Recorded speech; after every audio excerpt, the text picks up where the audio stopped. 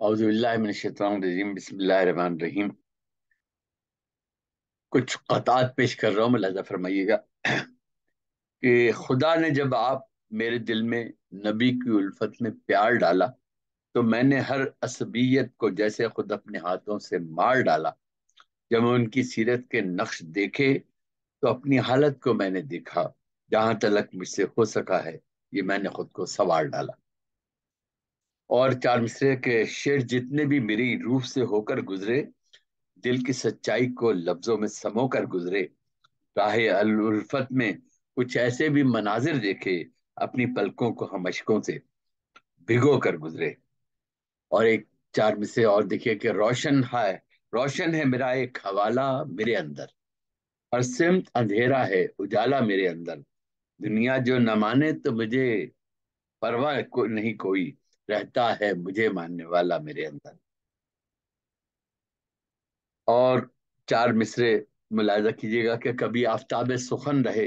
کبھی ماہتاب زباں رہے، میرے شعر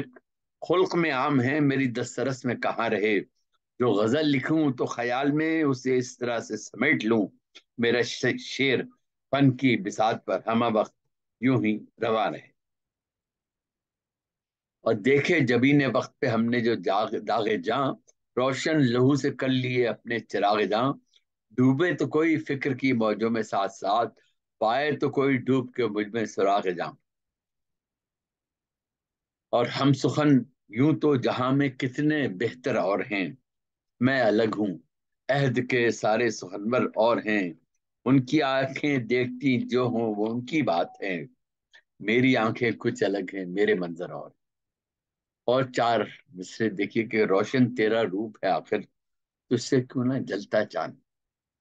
روشن تیرا روپ ہے آخر تجھ سے کیوں نہ جلتا چاند، جب بھی تجھ کو سامنے پاتا